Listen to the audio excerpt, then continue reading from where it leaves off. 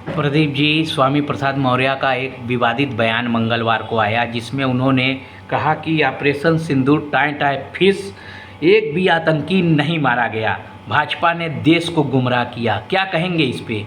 देखिए, स्वामी प्रसाद मौर्य राष्ट्र और हिंदू धर्म और संस्कृति के गद्दार का पर्याय बन चुके हैं। अब स्वामी प्रसाद मौर्य का अगर आप कहीं नाम लीजिएगा तो तुरंत मन मस्तिष्क जेहन में एक ऐसे व्यक्ति की छवि उभरती है जो इस देश भारत का गद्दार है, जो इस हिंदू धर्म और संस्कृति का गद्दार है। तो ऐसे व्यक्ति के विरुद्ध सरकार को और भारत के चुनाव आयोग को भी कड़ी कार्रवाई करते हुए इसकी चुनाव लड़ने से इसको वंचित कर देना चाहिए। साथ ही ऐसा व्यक्ति देश के लिए, समाज के लिए एक कलंक है। स्वामी प्रसाद मौर्य ने घटियापन की हदें पार कर दी। एक तरफ जहां पाकिस्तान के सियासत में शीर्ष पर बैठे हुए पाकिस्तान की मीडिया भारतीय सेना के शौर्य का बखान कर रही है और पाकिस्तान की जनता में, आवाम में त्राहिमाम मचा हुआ है भारतीय सेना के शौर्य और पराक्रम से। और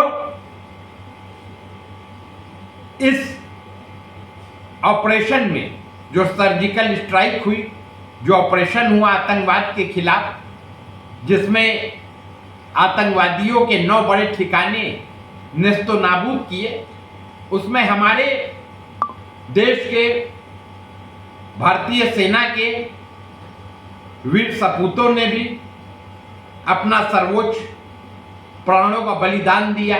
लेकिन स्वामी प्रसाद मौर्य तो कह रहे हैं एक भी आतंकी नहीं मारा गया। देखिए, मैं बार बार बता रहा हूं कि या तो स्वामी प्रसाद मौर्य ने घटियापनी और गद्दारी की सारी हदें पार कर दी, या स्वामी प्रसाद मौर्य मानसिक रूप से विक्षिप्त हो चुके हैं, पागल हो चुके हैं।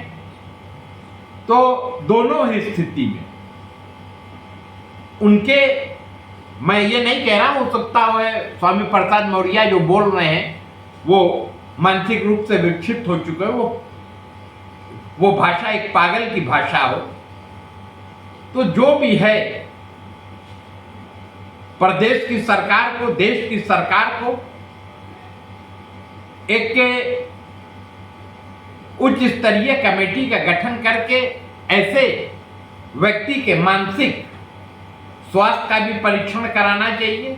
अगर वो पागल है तो उसका मानसिक चिकित्सालय में इलाज होना चाहिए, और यदि वो पागल नहीं है और अपने होशो हवास में इस तरीके का सेना का मनोबल गिराने वाली बातें कर रहा है, शत्रु देश पाकिस्तान का मनोबल बढ़ाने वाली बात कर रहा है सुर्खियां बटोरने के लिए, तो ऐसे व्यक्ति के विरुद्ध राष्ट्रद्रोह जैसे संगीन अपराध में कठोर कार्रवाई करते हुए इसको जेल भेजा जाए। उन्होंने कहा कि सरकार ने सिर्फ दिखावा किया, देशवासियों की आंखों में धूल झोंकी।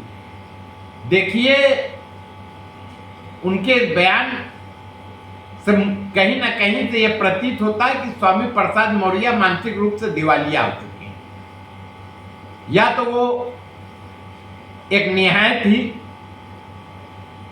घटिया किस्म का व्यक्ति है, देशद्रोही व्यक्ति है, या फिर वो पागल है। तो जो भी उसकी जिस भी स्तर का वो व्यक्ति है, इसकी जांच उच्च स्तरीय जांच प्रदेश सरकार को, देश की केंद्रीय सरकार को कराते हुए इसका यदि कानूनी इलाज होता है तो कानूनी इलाज करे। यदि ये वास्तव में पागल हो प्रदीप जी, राष्ट्रवादी हिंदू शक्ति वाहिनी स्वामी प्रसाद मौर्य के इस बयान को लेके क्या कार्रवाई करेगी?